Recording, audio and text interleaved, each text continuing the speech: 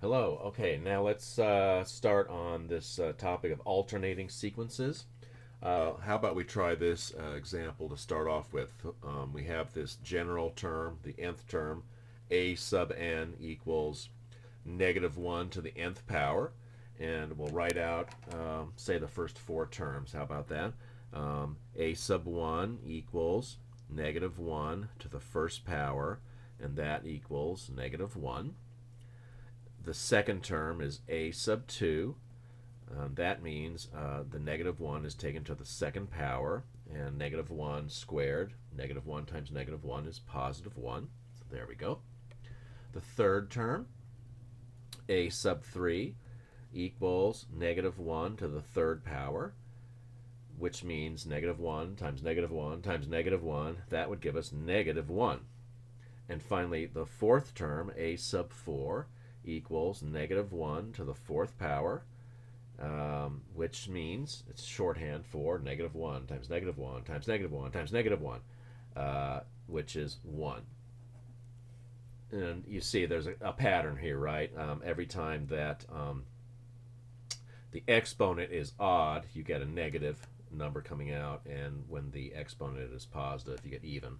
Now let's write this sequence left to right: -1, comma 1, comma -1, comma 1, and to kill the suspense, the same pattern continues forever. Now this kind of pattern is called an alternating sequence, and it kind of has a special status. If you do take calculus 2, integral calculus, you'll see this. You will see these big time towards the end of the class, most likely. So an alternating sequence would be a sequence that changes the sign from negative to positive, positive, negative, well, one after the other. Or in other words, like one term will be the opposite sign of the term that came before. Now let's just do a couple more examples of alternating sequences, see how this plays out. Here we go, another example. All right, let me get that going right there. Um, yeah, okay. A sub n equals, sorry, let me get that. A sub n equals -1 to the nth power times n. All right, so the first term, a sub 1, you just put in 1 for n, no matter where it occurs. And let's see, I think we had -1 to the first power, which is -1 times 1, -1. A sub 2, the second term, -1 to the power of 2 times 2, 2 replacing the n.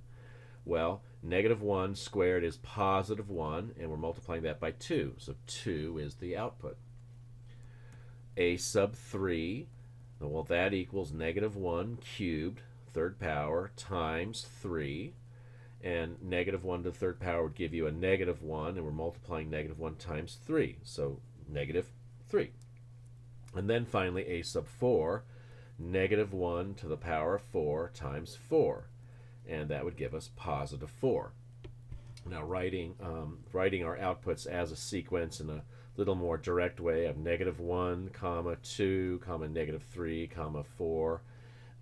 Now, notice that we have that alternating type of pattern going on: negative, positive, negative, positive. So this is an example of an alternating sequence.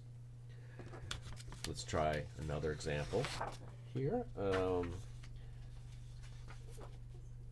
about, here we go. All right. Sorry, the keyboard's in the way here. All right, we'll get this arranged sometime this century. Okay, a sub n equals -1 to the nth power times n squared. Okay, so the first term is a sub 1, which equals -1 to the power of 1 times 1 squared. -1 to the first power is -1, and we're just multiplying it by 1, so -1 is the output. How about the second term, a sub 2, -1 to the power of 2 squared times 2 squared. Well, -1 squared is +1, and 2 squared is 4. So there we go, 4. A sub 3, well, that's going to give us -1 cubed, third power, times 3 squared.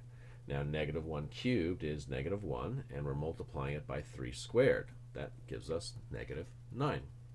And finally, a fourth term, a sub 4, negative 1 to the power 4 times 4 squared. Well, negative 1 to the fourth power is just 1, positive 1, and 4 squared is 16. Okay, so the first four terms are negative 1, comma 4, comma negative 9, comma 16. And again, we have that alternating type of pattern between positive and negative. And just one more example, just to kind of give you a little bit of variety of where the n is placed, basically, so that it doesn't overwhelm you or anything like that. Here we got a sub n equals negative 1 to the nth power divided by n. So a little bit of a fraction. Well, here we go. And, first term is a sub 1, which equals negative 1 to the power of 1 over 1, because n is 1 here. Now, negative 1 to the first power is negative 1. And negative 1 divided by 1 is negative 1. So there we are. A sub 2, the second term, negative 1 to the power of 2 divided by 2. Now, negative 1 squared is 1, and 2 is just 2. Therefore, 1/2 is our output. Great. A sub 3, well, that would give us negative 1 cubed divided by, let's see, n would be 3.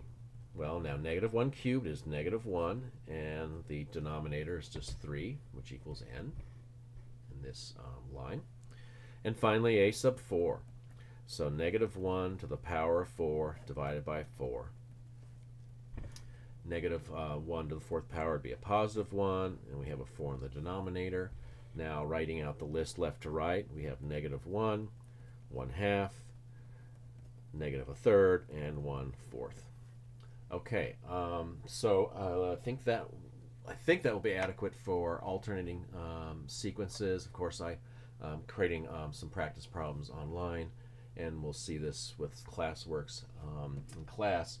Yes, I think that the last topic for the sequences will be on recursive formulas. So that should probably be the next video. Thanks a lot.